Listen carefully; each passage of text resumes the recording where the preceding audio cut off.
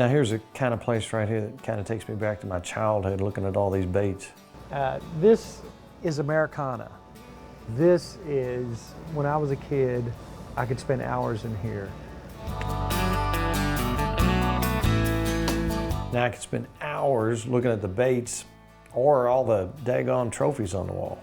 Now, how did you manage to get the state record fish plus the #2 smallmouth bass in the state? Fortunate. Both of the guys were friends of mine and customers and just happened to be from this area. Did they buy the baits that they caught those fish with from your store? I am sure that they both did. Wow. And for 30 years, a little over 30 years, Kentucky's state record largemouth bass has been hanging in this shop. And when people walk into the store, how many people start a conversation? Over the years, quite a few. Yeah, I would imagine. It's been here a long time. And today, there's something new to talk about with this particular fish. It got a facelift. You were asked to take a look at this fish, which is the state record, and it's a 30-year-old mount. Yeah. It was old school. The guy did a good job 30 years ago. He was following, you know, the rules of the road back then, but things have changed. Technology's changed. So that's kind of the way they used to look, traditional. So how much work was it for you? What did you have to do? Did you have to kind of restructure some stuff? Yeah, usually on a fish, they lose their, they shrink. When they go through the tan, they shrink. And you really have to rebuild all those areas to make it look like, you know, the real fish. And, you know, a lot of guys, you know, didn't do that back in the day. You did a heck of a job. I mean, that looks like it just came out of the water. And When Willard told me about it, that he was going to redo it, I was telling him, I said, that fish needs statewide, it needs Kentucky on it. So that's the way Willard mounted it, right on top of the state, the map that he cut out.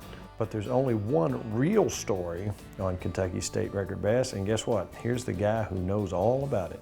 the guy who just happens to have the state record bass, and this marks the 30th anniversary of the year that you caught this fish.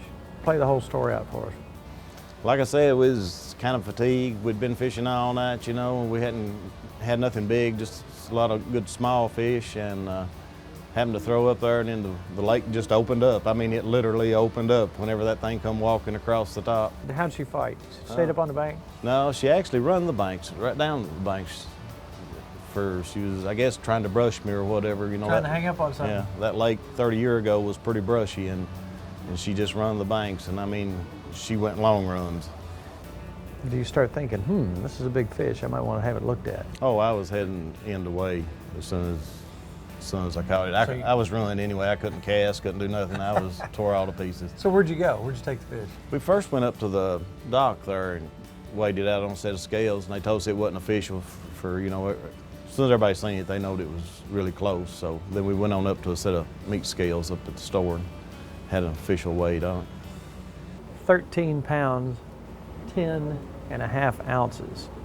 Up to that point, before you caught that fish, what was your biggest bass ever?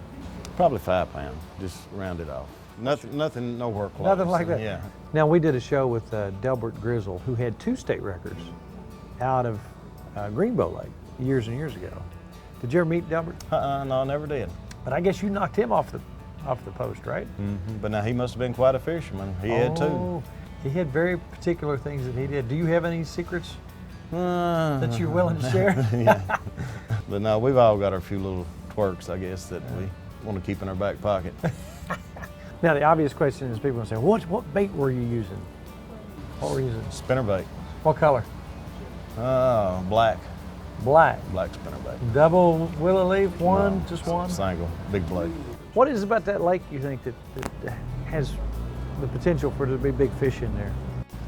I think at the time it was just a new lake, and I think new lakes grow fish.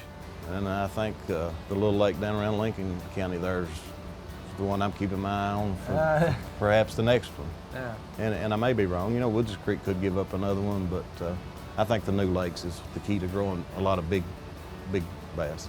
Now, what would you say those folks out there who are thinking, wow, I want to catch a state record? What would you say to those folks? Or maybe who haven't even fished but are inspired to do it now because they've seen this. What would you say for people to get out there and get it done? just get out there. That's the main thing. Get out there and stay out there. You can't catch that while you're sitting at home, can you? It's just like any other sport. The more you do it, the better you get. I mean, I guess I just kind of think like a fish. Fish not too smart, are they? Yeah. So I kind of get down on their level and think like a fish. Now, for the man who's caught state record bass, does it ever enter your mind, boy, I'd like to beat that one? Oh, yeah.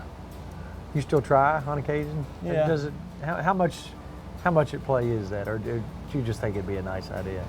Well, I don't set my standards to where it has to be a fish of that quality.